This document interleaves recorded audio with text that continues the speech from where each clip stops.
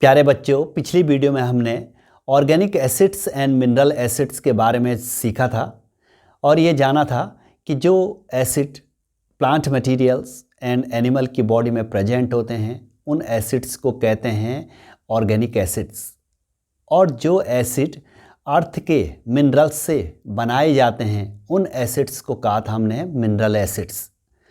कुछ organic acids के नाम हमने सीखे थे, जैसे acetic acid, tartaric acid, lactic acid, methanoic acids, uric acids, और कुछ मिनरल एसिड्स के नाम भी सीखे थे, hydrochloric acid, sulphuric acid, nitric acid.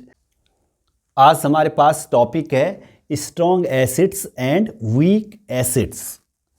पहले हम सीखेंगे स्ट्रॉन्ग एसिड्स। किस तरीके से डिफाइन करेंगे इसको? N acid which is completely ionized in water and produces large amount of hydrogen ion। इसका क्या मतलब हुआ कि वो एसिड जो वाटर में completely आयोनाइज हो जाता है और लार्ज अमाउंट में हाइड्रोजन आयन बनाता है, उस एसिड को कहते हैं स्ट्रॉन्ग एसिड। जैसे हाइड्रोक्लोरिक एसिड, सल्फ्यूरिक एसिड और नाइट्रिक एसिड वाटर में completely आयोनाइज हो जाते हैं और लार्ज अमाउंट में हाइड्रोजन आयन प्रोड्यूस करते हैं, तो इन एसिड्स को तभी कहते हैं कौन से एसिड? Strong acid.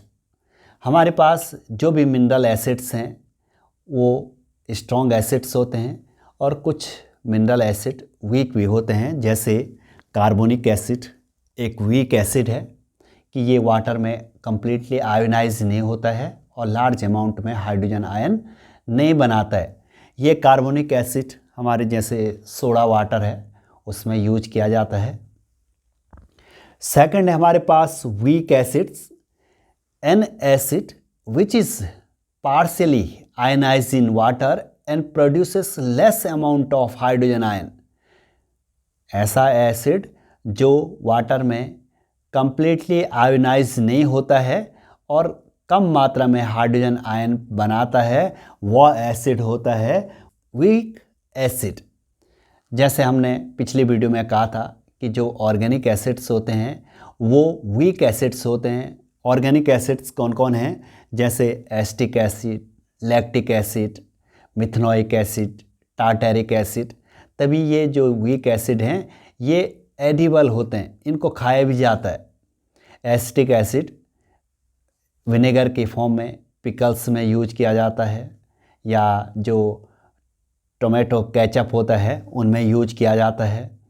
तो ये जो स्ट्रॉन्ग एसिड्स हैं ये वाटर में कंप्लीटली आयोनाइज हो जाते हैं और लार्ज अमाउंट में हाइड्रोजन आयन बनाते हैं, और वीक एसिड्स वाटर में पार्शियली आयोनाइज होते हैं, लेस अमाउंट में हाइड्रोजन आयन बनाते हैं। मिनरल एसिड्स हैं वो स्ट्रॉन्ग एसिड्स हैं, जो ऑर्गेनिक एसिड्स हैं वो वीक एसिड्स हैं। ये याद रखना है आपको। अब सीखेंगे हम concentrated acids and dilute acids. A concentrated acid is one which contain minimum possible amount of water in it. A dilute acid is one which contains much more of water in it. A dilute acid is obtained by mixing the concentrated acid with water. The process of mixing the concentrated acid with water is highly exothermic. The dilution of concentrated acid should always be done by adding concentrated acid to water gradually, stirring, and not by adding water to concentrated acid. This is because when concentrated acid is added to water for preparing a dilute acid, then the heat is evolved gradually and absorbed by the large amount of water to which acid is being added. अब थोड़ा ध्यान से सुन लीजिए। Concentrated acid वो acid हैं जिसमें minimum possible amount of water क्या है, प्रेजेंट है। और डाइल्यूट एसिड वो एसिड हैं जिनमें मच मोर वाटर प्रेजेंट है।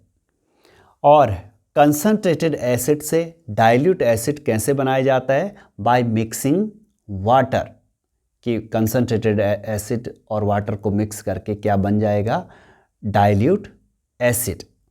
और जो वाटर और कंसनट्रेटेड एसिड की रिएक्शन होती है वो हाईली एक्सोथर्मिक होती है, उनमें हीट इवॉल्व होती है। और आपको एक जो ये बात याद रखनी है कि कंसनट्रेटेड एसिड और वाटर को किस तरीके से मिलाएंगे, कि वाटर को कंसनट्रेटेड एसिड में नहीं मिलाएंगे, कंसनट्रेटेड एसिड को ग्रेजुअली किस में मिलाएंगे, वाटर में। तो क्यों मिलाएंगे, कि जो दोनों की रिएक्शन में जो हीट इवॉल्व होगी वो उस वाटर के द्वारा क्या हो जाएगी, एब्जॉर्ब कर दी जाएगी, जिससे बर्न नहीं होगा, जिससे जो कंटेनर है वो ब्रेक नहीं होगा।